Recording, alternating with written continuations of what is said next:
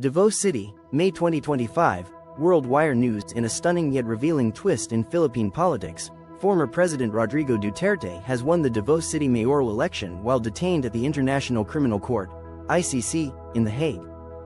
Garnering more than 660,000 votes, Duterte's victory was not only decisive, it reaffirmed the enduring influence of his political brand, even from behind bars. Detained on charges related to alleged crimes against humanity during his controversial anti-drug campaign, Duterte's candidacy was legally allowed under Philippine law. But his win has left many asking, how can someone in international detention not only run for office but win? Ballot box with ballot. The legal loophole. Detention doesn't disqualify you under the Philippine electoral system.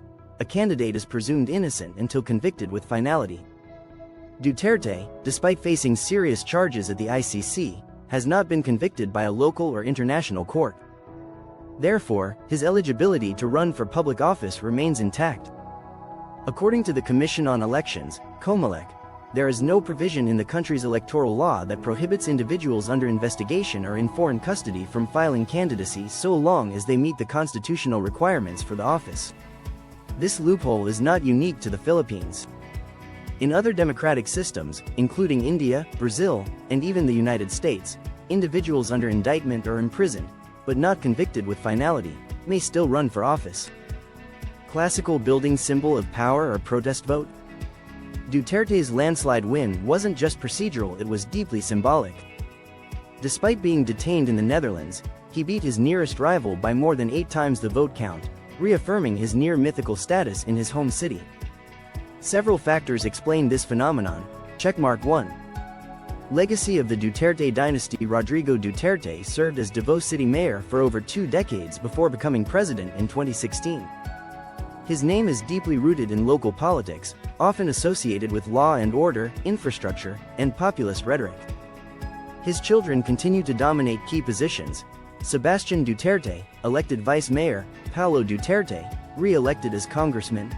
2 grandsons also won local races. Checkmark 2. Strong political machinery. Even in detention, Duterte's loyalists and political machinery ran an effective campaign under the slogan, "Justice Can't Jail Leadership." His arrest by the ICC may have even galvanized support, painting him as a victim of international interference. Checkmark 3. Public distrust of global institutions. In parts of Mindanao, where Duterte's political roots run deep, foreign intervention is viewed with skepticism. His detention in The Hague has been cast by allies as neocolonialism, turning his legal troubles into a rallying cry for national pride. Balance scale. Can he actually assume office? This is where the legal complications begin. To officially assume the position of mayor, Duterte would need to take an oath of office, typically in person. Given that he remains in ICC custody, this requirement poses a serious legal obstacle. According to Philippine law, a proxy cannot be sworn in on behalf of the winner. In the meantime, Vice Mayor-elect Sebastian Duterte is expected to act as interim mayor until the matter is resolved. Legal scholars suggest that if Duterte cannot fulfill the formal requirements of office, he could be declared ineligible post-election, triggering a special election or automatic succession by the vice mayor. Broader implications. Democracy and accountability. Duterte's victory, despite being under international prosecution, raises complex questions about democratic values, political loyalty, and judicial accountability. Small diamond 1. Does popularity trump justice? The result suggests that a significant portion of the electorate prioritizes loyalty, legacy, or local results over international human rights allegations. This reflects a global trend where populist figures maintain strong followings despite legal or ethical controversies. Small diamond 2.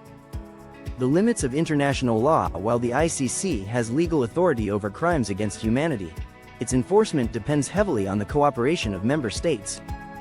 Duterte's continued political success, despite ICC proceedings, could weaken the court's credibility among skeptical nations. Small diamond 3. Dynastic politics in Southeast Asia. The Duterte family's hold on Davao and their expanding influence demonstrates how political dynasties continue to thrive in parts of Asia, often at the expense of democratic renewal. Downward trend. What happens next? Duterte's lawyers are reportedly seeking conditional release or remote swearing-in options, which would require ICC cooperation, A formal petition may be filed with the Supreme Court or COMELEC to declare the seat vacant if he cannot take the oath. Meanwhile, Vice President Sara Duterte, his daughter, faces her own impeachment trial, making the Duterte family's political fortunes a focal point of Philippine politics. Power beyond prison. Rodrigo Duterte's victory from detention is a powerful reminder of how law, politics, and legacy intertwine in democracies. While his ability to govern remains uncertain, the message from Davao voters is clear. In the Philippines, influence can survive incarceration and even thrive under scrutiny. By WorldWire News Politics and Justice Desk. For the law. For the people. For the truth.